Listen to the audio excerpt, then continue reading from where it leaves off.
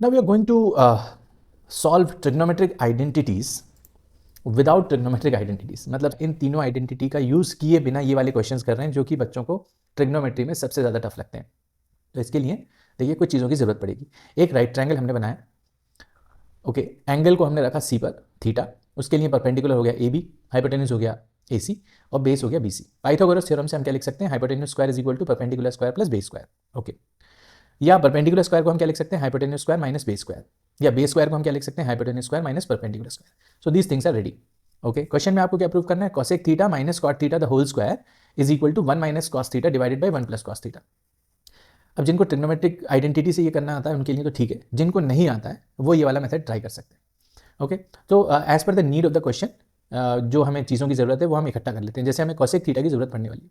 cosec theta क्या होता है, हाइपोटेन्यूज अपॉन परपेंडिकुलर होता है। ठीक है, तो यहाँ पर हाइपोटेन्यूज अपॉन हमने परपेंडिकुलर लिख लिया। और अब कॉट थीटा की ज़रूरत पड़ेगी। तो कॉट थीटा क्या होता है, कॉट थीटा होता है base upon perpendicular, base upon perpendicular. फिर कॉस की ज़रूरत पड़ने वाली है, तो cos theta is equal to क्या होगा, बेस अपॉन हाइपोटेन्यूज। ओके, और उसके बाद हमें बस इन तीनों की ज़रूरत है। ओके, अब हम इसका LHS ले लेते हैं। So what is LHS? LHS है cosec theta minus cot theta the whole square. Okay, cosec theta की वैल्यू यहाँ पर पुट करते हैं। cosec थीटा क्या है, हाइपोटेन्यूज अपॉन परपेंडिकुलर, और कॉट थीटा की वैल्यू क्या है, base upon perpendicular within the square. अब एलसीएम या जो भी आप सॉल्व करते हैं इसको क्या लिख सकते हैं हम, h minus B upon P the whole square. Square को डिस्ट्रीब्यूट कर लेते हैं, h minus B the whole square लिख लिया और हमने पी स्क्वायर लिख लिया।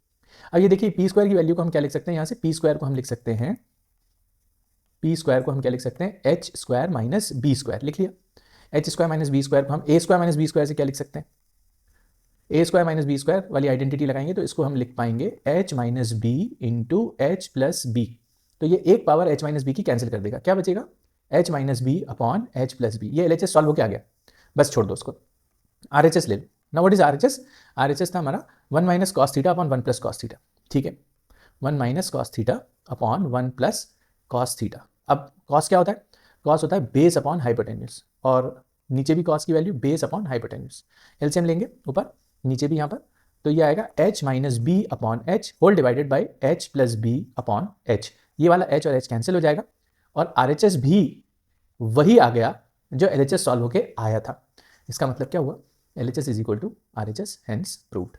तो ये क्वेश्चन आप कर सकते हैं इस तरीके से। अगर क्वेश्चन में ये ना लिखा हुआ आ जाए यूजिंग आइडेंटिटी, अगर क्वेश्चन में लिखा हुआ आ गया कि आइडेंटिटी से ही सॉल्व करना है तो हम नहीं कर पाएंगे। Otherwise this question is valid, आपको मार्क्स मिलेंगे 100%।